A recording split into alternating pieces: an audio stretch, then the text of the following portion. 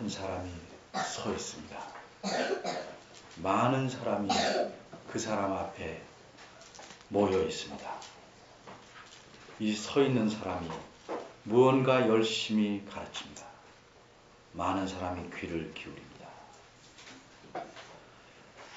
그러나 많은 사람이 모여서 그의 가르침을 듣는 것을 본 어떤 사람들이 이것을 시기하여 그를 핍박합니다. 그리고 그 마을에서 내쫓습니다. 이 사람이 또 다른 동네에 갑니다. 또 전 동네에서 하던 것처럼 많은 사람에게 아주 기쁜 소식, 그들이 들어보지 못한 소식을 전합니다.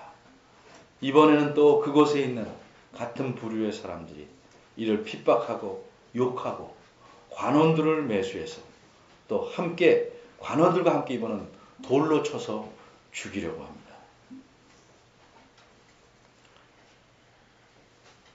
이 쫓겨난 이 사람이 다시 많은 사람 앞에 서 있습니다. 이번에는 아무 말도 하지 않고 있습니다.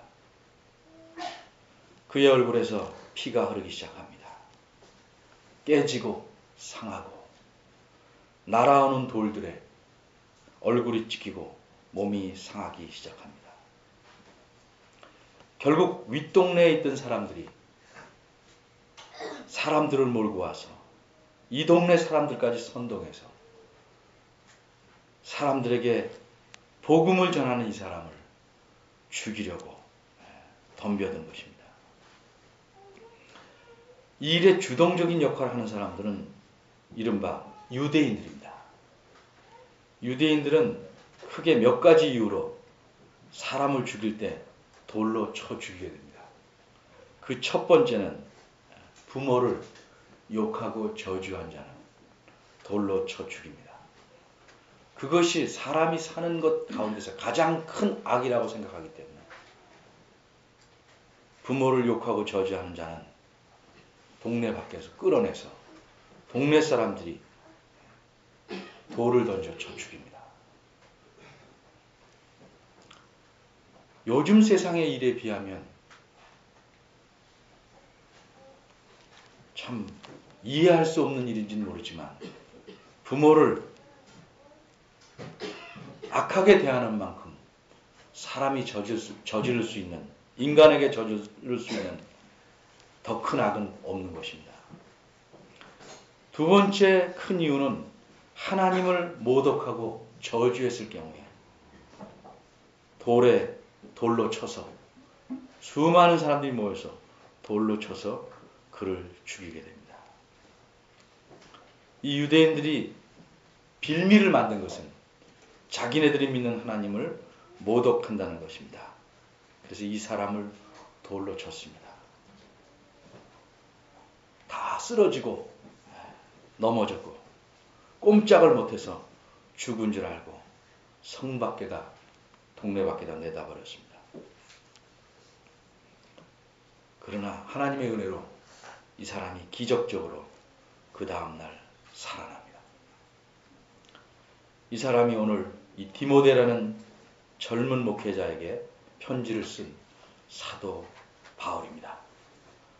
이 사도 바울이 말세에 대해서 지금 살고 있는 이때, 예수님이 오실 때까지 이 기간, 말세에 대해서 디모데에게 계속 가르치고 있는 내용을 우리가 오늘 세 번째로 살펴보고 있습니다. 특별히 10절, 오늘 본문이 10절부터 시작되는데 오늘 본문에는 특별히 그러나 너는 하는 두 가지 말로, 두 번의 말로 문단이 나뉠 수 있겠습니다. 14절에 우리말 성경에 그러나 너는 다른 사람을 어떻게 하든지 간에 그러나 너는 이렇게 말하는 것입니다. 그리고 또 한 군데 나온 것이 10절인데 우리말에는 번역상 뒤로 가고 말았습니다. 10절 처음 시작이 그러나 너는, 근데 11절의 중간쯤 가면 내가 과연 보고 알았거니와 라고 이렇게 부드럽게 우리말은 풀어놨습니다. 성경 원래의 뜻대로 따라서 설교를 하겠습니다. 그러나 너는 11절에는 과연 보고 알았다 이렇게 되어 있는데 엄밀하게 말하면 그러나 너는 따랐다. 그러나 너는 따라왔다. 이런 말. 그러나 너는 이제까지 따라왔다. 이제까지 쫓아왔다. 하는 말. 다른 사람은 어떻게 했는가? 다른 사람은 그렇게 따라오지 않았다. 그런데 너는 따라왔다. 하는 이야기입니다. 다른 사람은 어떻게 했는가? 앞에서 우리 이미 설교에서 들은 바대로 다른 사람들은 세상 사람들뿐만 아니라 주님을 믿는다는 사람들까지도 자기 사랑에 빠지고 하나님을 사랑하기를 잊고 그래서 결국 돈과 쾌락을 쫓아 삽니다. 자기 하고 싶은 대로 해서 삽니다. 그래서 경건의 모양, 예수님을 믿는 척은 하지만 하나님을 믿는 척은 하지만 실상은 그 삶에서 하나님을 믿는 자다운 능력, 삶의 모습은 나타나지 않았습니다. 그런데 너는 따라왔다 하는 얘기입니다. 우리말 성경에서 내가 과연 보고 알았다. 무엇을 보고 아는 것은 관찰을 해도 알 수 있습니다. 이 말은 좀 약합니다. 관찰자로서 보고 알았다는 게 아니고 제자로서 보고 알고 믿고 받아들여서 쫓아왔다 하는 말이에요. 무엇을 쫓아왔을까? 무엇을 보고 알고 믿고 받아들여서 쫓아왔을까? 그게 10절 우리말 성경 맨 앞에 나오는 것입니다. 나의 교훈. 바꿔 말하면 내가 가르친 그 가르침을 너는 따라왔다. 사도 바울이 가르친 가르침은 무슨 철학이 아닙니다. 이 세상에서 어떻게 하면 돈을 벌고 행복한 삶을 살까가 아닙니다. 그가 가르친 가르침은 예수 그리스도에 대한 가르침입니다. 그게 아주 본질적인 것이요 기본적인 것입니다. 바로 그 사실을 말하다가 돌에 맞고 핍박에 또 능욕에 모욕을 당하면서 살아온 것입니다. 그의 가르침, 예수 그리스도에 대한 가르침, 이것을 디모데는 쫓아왔다 이렇게 말합니다. 이 사도 바울은 다른 곳에서도 이렇게 말합니다. 너희는 나를 본받으라. 디모데는 잘 본받아서 쫓아왔습니다. 야, 이거 상당히 대담하고 좀 건방진 사람 아닌가? 이렇게 말할 수 있어요. 너희는 나를 본받아라. 왜 그리스도를 본받지 않고 자기를 본받으라고 할까? 사도 바울은 이렇게 말합니다. 내가 그리스도를 본받는 자 된 것처럼 너희는 나를 본받으라. 어떤 사람이 멀리 앞에 가면 이 뒤에서 쫓아가려면 쉽지 않은 거예요. 중간에 누가 하나 있어야 이 사람이 앞에 가는 분을 쫓아갈 때 뒷사람이 이 사람을 보면 줄이 잘 맞는 것이죠. 내가 그리스도를 본받고 쫓아가는 것처럼 너도 나를 잘 쫓아왔다 하는 얘기입니다. 이런 취지로 고린도 교회에게 또 다른 믿는 자들에게 사도 바울은 너희는 나를 본받는 자 되라 이렇게 말씀한 것입니다. 가르침만 본받지 않고 디모데는 행실이라는 것은 살아가는 삶의 행동, 방법입니다. 가르침을 이렇게 해놓고 사는 방식은 이렇게 산다면 그거는 쫓아갈 만하지 못한 가르침입니다. 무엇을 위해 살아야 된다, 무엇을 중요하게 여겨야 한다 라고 가르치면서 정작 자기는 정반대로 산다면 그 가르침에 가르치는 사람이 목을 건 것이 아닙니다. 오늘날 많은 그리스도인이 욕먹는 이유가 뭡니까? 말하는 것과 행동하는 것이 차이는 있을 수 있는 정도인데 이해는 하겠는데 방향이 다를 때 이건 심각한 문제가 있죠. 그 가르침을 믿지 않는 사람과 아무 차이가 없이 같은 방향으로 가는 삶을 살 때 이것은 그 가르침에 아무런 의미를 둘 수 없다고 보는 사람들은 생각할 수 있는 것입니다. 또 말합니다. 너는 나의 가르침과 내 행동을 본받아 살아왔다. 의향은 목적이에요. 이 가르침에 따라서 자기가 살아가는 인생의 목적, 일하는 목적을 반듯하게 세운 거죠. 이 목적을 보고 그대로 살아왔다는 거죠. 예수님을 믿는다고 하면서 삶의 목적은 딴 데가 있는 거죠. 그럼 가르침을 머리로만 아는 것이지 실제 받아들인 것은 아니에요. 그런 사람을 우리가 제자라고 말할 수는 없죠. 그런 사람은 그저 지식을 아는 사람이죠. 삶의 목적이 무엇인지 이 디모데는 자기의 스승이요 영적인 아버지인 이 사도 바울을 잘 보고 믿고 따라가고 있습니다. 따라왔다. 이걸 인정하는 것입니다. 믿음과 오래 참음과 사랑과 인내와 이 보면 오래 참음과 인내 두 개가 뭐가 다를까 하는데 조금 다릅니다. 오래 참음이라는 건 남들에 대해서 관용을 베푸는 거예요. 남들의 참 악하고 잘못하는 것을 잘 참는 것이에요. 남들에 대해서. 뒤에 나오는 인내라는 것은 내게 주어지는 핍박과 환난을 잘 참는 거예요. 남들이 뭘 어떻게 해도 어떻게 하고 싶죠. 공격하고. 그런데 남들에 대해서 잘 참는 거죠. 이게 오래 참음이에요. 뒤에 나오는 인내라는 것은 내게 남들이 가하는 그 핍박과 고난을 견뎌내는 거죠. 근데 항상 이 인내라는 것은 왜 견뎌내냐? 오기로 견뎌내는 것 아니고 소망이 있기 때문에 그렇습니다. 소망. 장차 그리스도께서 오셔서 이 모든 것을 다 신원하시리라. 내 마음의 소원을 내가 바라는 바를 이루어 주시리라. 그분이 내 마음을 아셔서 위로해 주시리라. 이런 소망에 근거한 인내를 가리킵니다. 그래서 성경학자들은 이 사도 바울이 자신의 삶을 세 가지 요소로 여기에 표현하고 있다고 말해요. 믿음, 사랑, 소망에 근거한 인내니까 소망.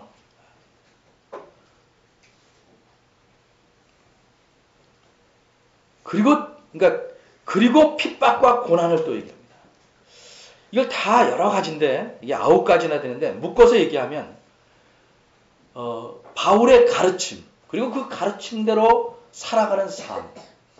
근데 이 삶 속에서 생겨나는 고난.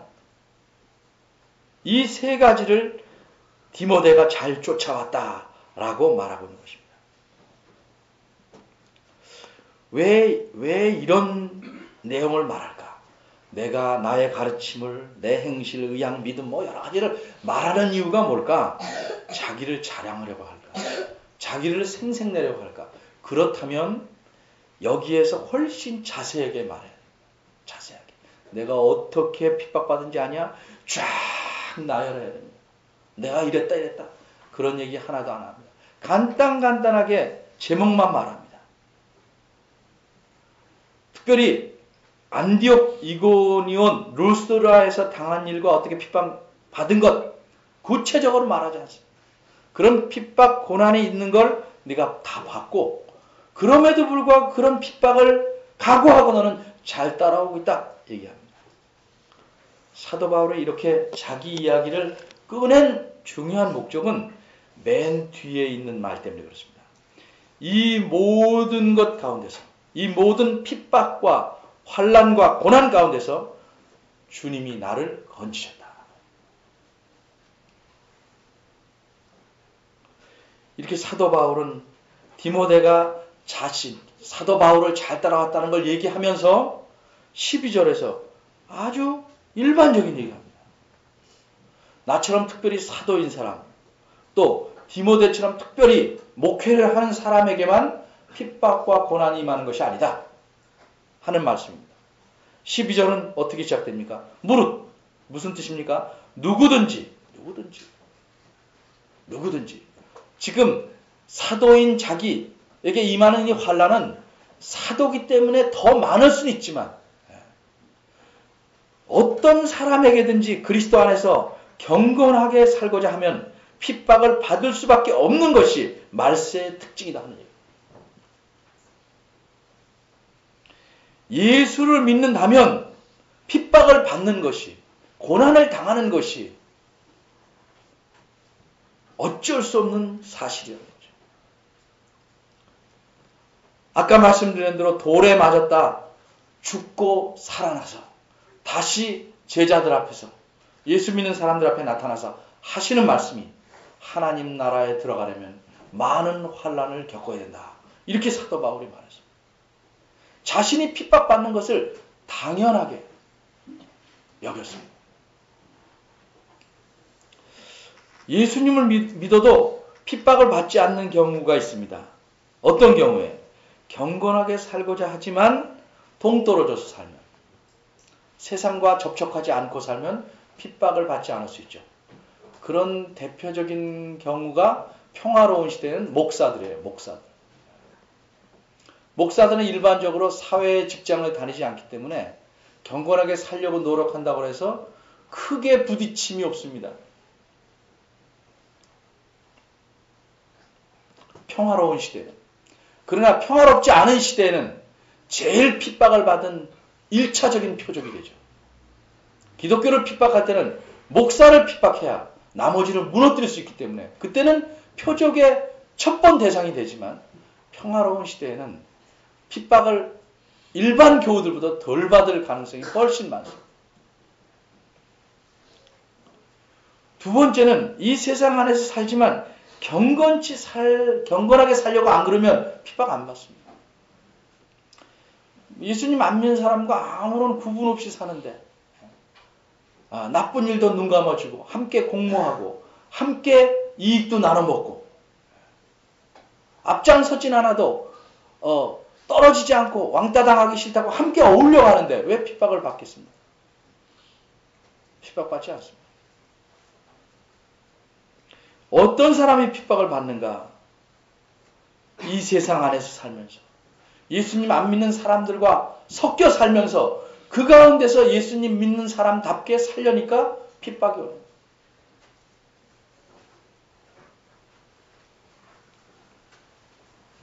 경건하게 살고자 한다는 건 뭘까?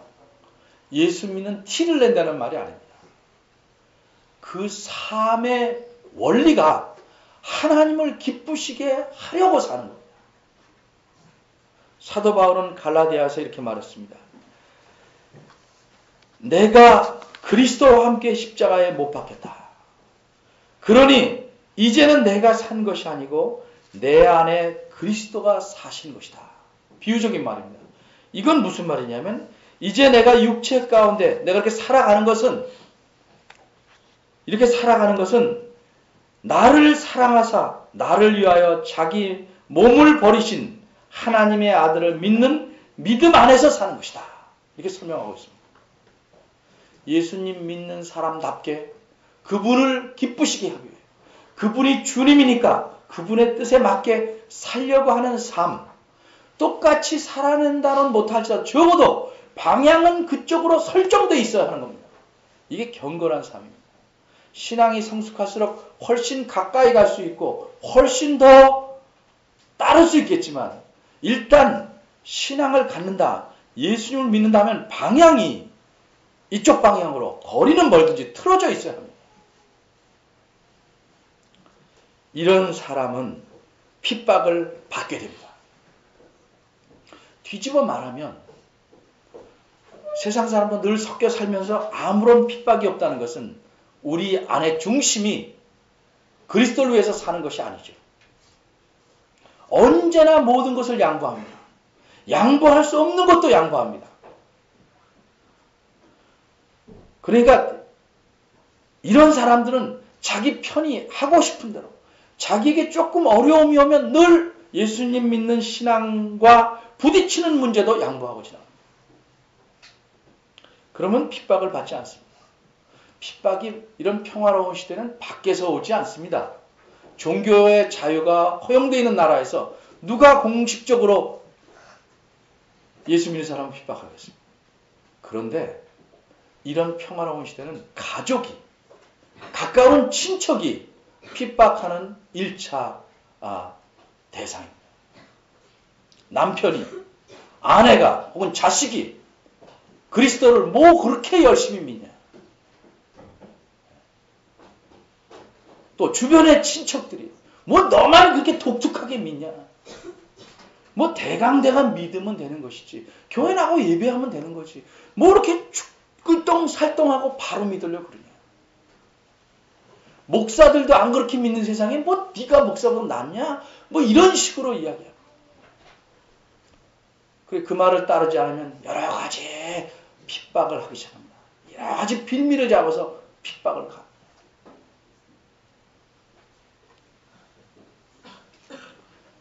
이게 말세의 당연한 현상이에요. 모든 예수 믿는 사람은 예수님을 믿어 경건하게 살고자 원하면 사도 바울과 같이 그런 세진 않지만 나름대로 자기 신앙에 벅찬 핍박과 고난을 받게 마련해요.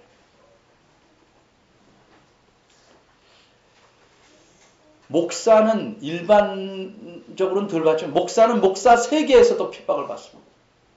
왜 너만 성경대로 하는 듯이 그 빡빡 하냐. 그냥 대강 섞여 살자. 그 교인들을 교인들을 평신도다 이렇게 가르쳐서 목사 말 잘 듣게 하면 되는데 왜 괜히 다른 걸 가르쳐서 똑같다고 가르치냐. 심지어 어떤 사람은 저보러 그렇게 말해요. 너는 왜 교인들하고 목사 사이를 이간질하냐? 이렇게 말해요. 제가 뭐라고 답변한지 아십니까?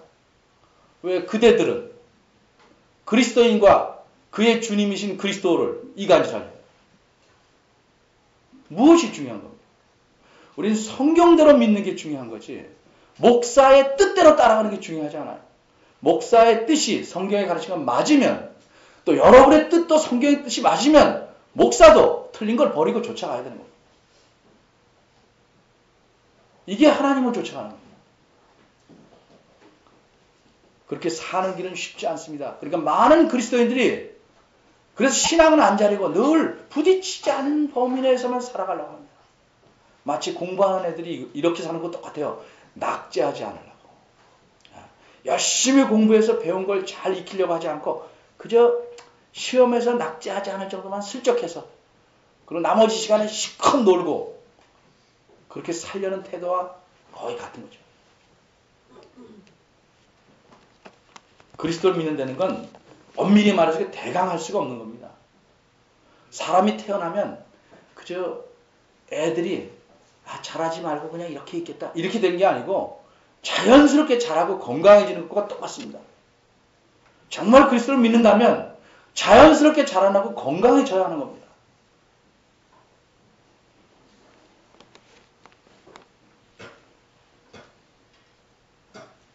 세상 사람들은 계속 또 심지어 교회에 있는 많은 사람들도 모양만 예수 믿는 척하고 경건의 모양만 갖추고 실상은 자기가 자신의 주인이 돼서 따라가며 삽니다.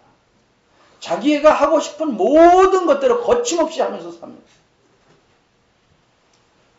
우리가 부모님 앞에 있으면 내가 하고 싶은 것도 조심하고 늘 따라가려는 것이 정상적인 사람입니다. 주님 밑에서 우리가 산다면 내가 하고 싶은 소욕을 뭐든지 다 부리는 것이 아니고 절제해야 됩니다. 예수 믿으면서 실망하는 경우가 뭐냐면 예수 믿으면 복 받는다는데 왜 복이 없나? 무엇이 복이냐는 거죠.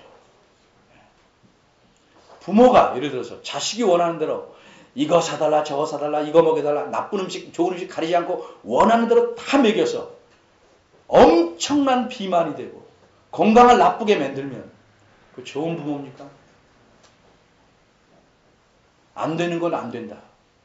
바르게 가르치고 심지어는 야단치고 때리고 해서 바로 세우는 것이 그게 진정한 부모가 있어서 난 복되다 라고 말할 수 있는 거죠. 하나님이 우리의 아버지시오. 그리스도께서 우리의 주님이라면 어떤 복을 여러분들에게 주시려고 하겠습니까? 원하는 대로 다 들어주는 게 복입니까? 그런 복은 성경이 전혀 말하고 있지 않습니다. 여러분이 그렇게 기대하는 것입니다. 오히려 핍박을 당해서 어려움을 당해서 그것을 통해서 우리의 신앙이 다져지고 그런데 이 모든 가운데서 어떻게 하신다고? 주께서 나를 건지신다. 건져내신다. 핍박 속에서 찌그러지고 사는 게 아니고 충분히 견딜만 하다. 그리고 더 이상 못 견뎌 건져내신다.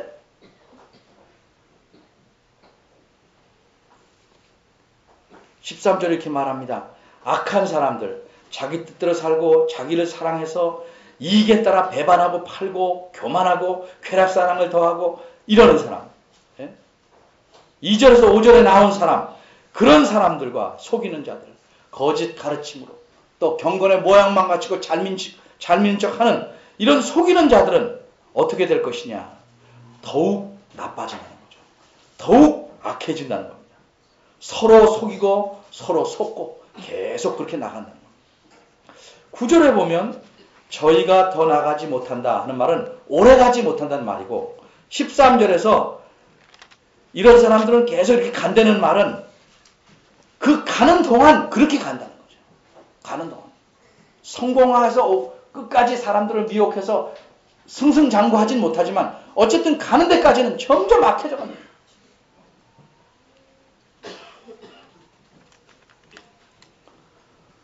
이 사람들은 악한 사람과 속이는 자들은 더 악해져서 속이는 대로 계속 나아간다 이런 말입니다. 나아간다. 그런데 너는 여기서 다시 대조가 됩니다. 너는 그렇게 나가지 말고 거하라 그랬어요. 원문의 뜻은 이렇게 나가지 말고 머물러라. 동작을 대조하는 거예요. 그 사람들은 간다. 너는 가지 말고 머물러라. 어디에 머물러야 되는가? 내가 배운 것. 그래서 확실히 지금 믿는 것, 믿고 받아들인 것, 거기에 머물러라. 그게 뭐겠습니까? 뒤에 나오지만 사도 바울이 가르침, 하나님의 말씀, 복음, 여기에 머물러라.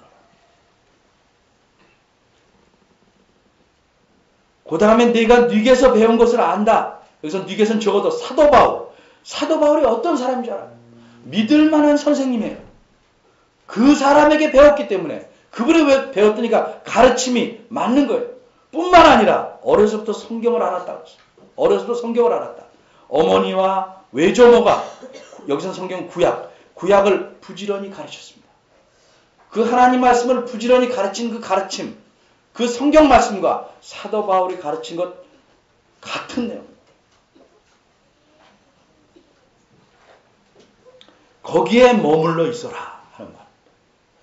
여러분 생각해 보십시오. 세상은 악해지고 핍박을 오고 살기 힘든데 거기서 이겨내는 법은 아주 간단하다 이 말이에요. 배우고 확실히 믿는 성경의 가르침에 머물러 있어라. 한 번만이 아니고 계속 머물러 있어라.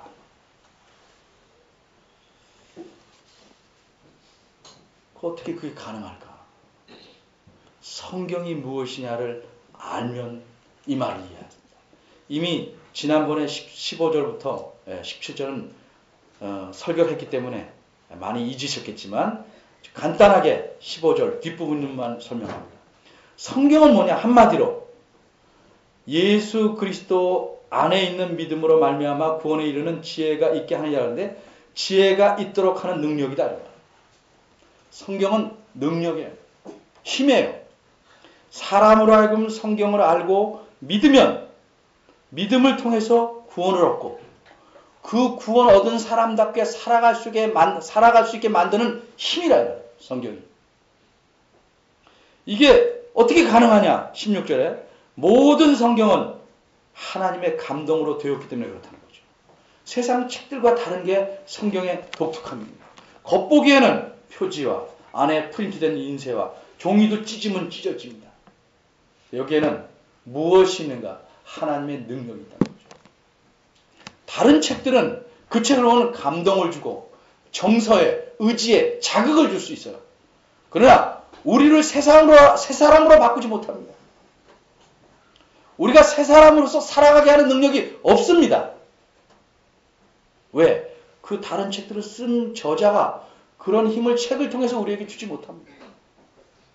그런데 하나님의 말씀은 하나님이 쓰셨고 이 말을 읽고 이해하고 받아들일 때 우리 마음속에서 이 책의 저자이신 성령 하나님께서 힘을 주시는 거예요. 이게 성경의 신비한 능력입니다. 성경의 신비한 능력이라고 해서 이렇게 갖고 다니면 총알이 오다가 일로 안 맞고 일로 박히는 게 신비한 능력이 아니고, 성경을 읽고 이해하면 우리 삶을 바꾸는 성령의 역사가, 성령 하나님의 역사가 우리 안에서 일어나는 거죠.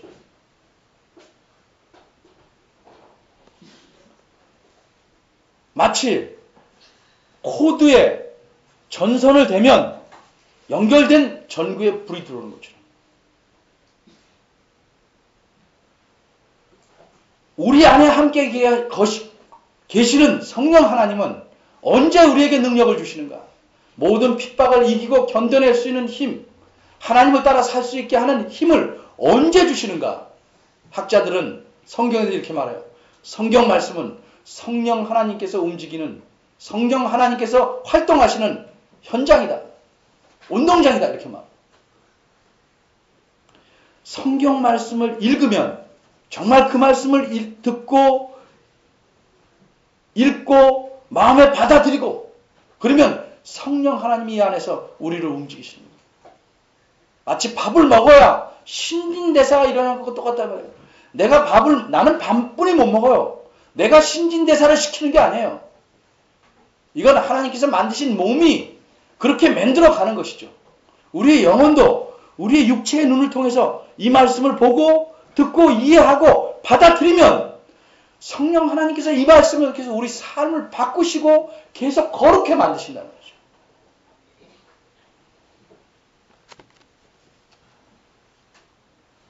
그런데 많은 그리스도인들이 왜 이렇게 핍박을 받을 걸 각오하고 경건하게 살지 못하냐?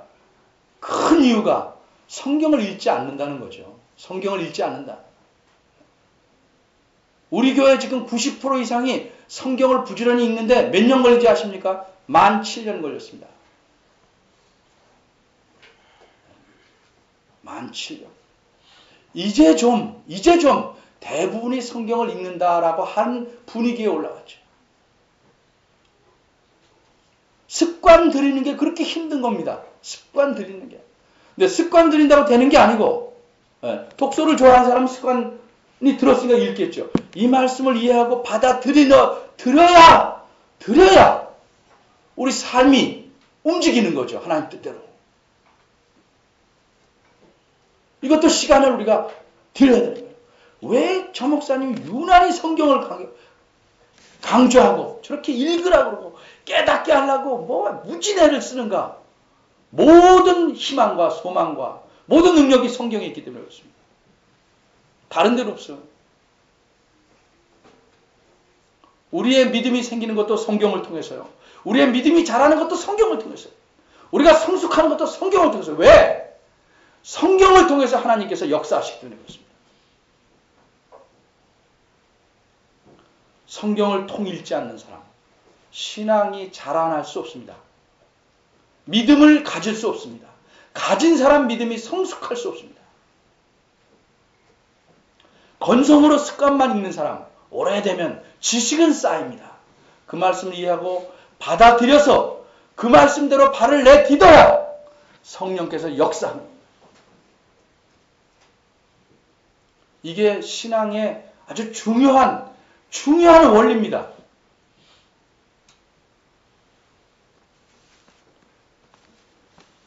오늘 본문을 통해서 아주 중요하게 말씀하는 것 두 가지 정리해 봅시다. 모든 그리스도인들은 그리스도 안에서 경건하게 살고자 하면 이 세상 속에서 살기 때문에 핍박을 받는다. 나름대로 크고 적은 건 나름대로 신앙에 따라지만 어쨌든 핍박을 받는다. 그런데 주님께서 견디기 힘든 지점에 이르면 반드시 건지신다. 이거 잊으시면 안 돼요. 반드시 건지신다. 두 번째, 이 세상은 갈수록 악해진다. 모든 사람들이 악해진다. 그러면 이 세상에서 경건하게 핍박을 갖고 살 수 있는 힘을 어디서 오는가? 성경의 가르침에 머물러 있어야 한다는 거죠. 왜? 성령께서 성경 말씀을 통해서 우리의 삶을 주장하고 역사하고 이끌어 가시기 때문에 그렇습니다. 경건하게 사는 자를 세상을 이길 힘을 주시는 거예요. 그런 자에게. 우리가 경건하게 살려는 대가는 무엇입니까? 핍박입니다. 평화로운 시대는 가까운 사람으로부터의 핍박이 많습니다. 그런데 이 대가를 잘 치르면 주께서 우리를 건지시고 우리가 그 핍박을 이기고 살 수 있는 힘을 날마다 주십니다. 이게 그리스도인이 갖는 복의 아주 중요한 내용입니다.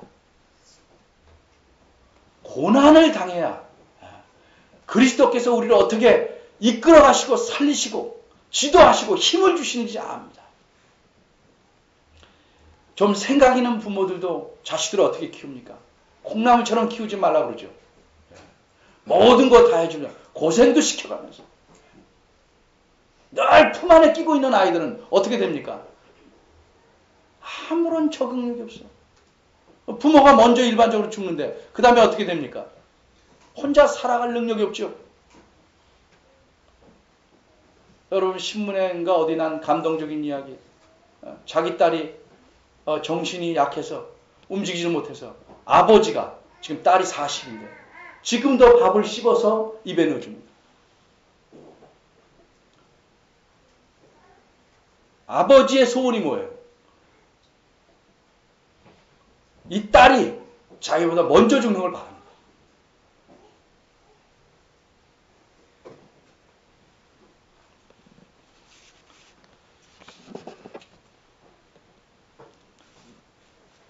우리는 고난 누구나 싫어합니다. 그런데 예수 믿으면 고난이 옵니다. 이 고난을 이기고 고난에서 견디는 것은 하나님의 능력입니다. 이렇게 살아가는 것이 진정 하나님을 믿는 자의 기쁨이요 복된 일입니다.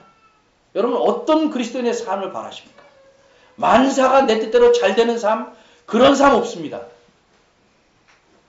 예수 믿는다는 것이 무엇인지 잘 생각하시고 성경 말씀에 그 말씀을 통해서 믿음을 주시고 키우시고 성숙해 하시고 고난을 이길 힘을 주신다는 사실을 여러분이 기억하시지 않는다면 평생 예수님을 믿는다 해도 여러분은 경건의 모양만 취하는 사람이 되고 말 것입니다.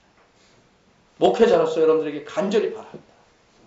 정말 하나님 말씀을 사랑하고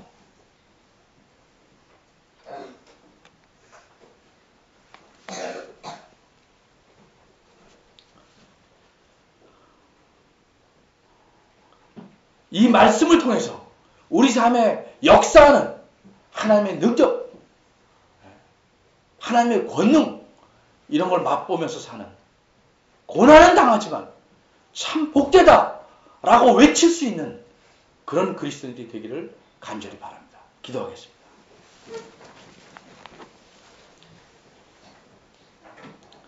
하나님 아버지, 하나님의 은혜로 저희들이 주님을 알고 믿게 되었지만 늘 그 자리에서 머무르고 있음을 용서하여 주시옵소서. 성경 말씀에 머무르지 못하고 내가 원하는 자리에 머물러 있음을 긍휼히 보시고 우리가 주의 말씀으로 나를 새롭게 하고 이 말씀을 통해서 하나님을 더욱 가까이 하고 하나님의 능력을 맛보는 힘있는 그리스도인 되도록 도와주시옵소서. 예수님의 이름으로 기도합니다. 아멘.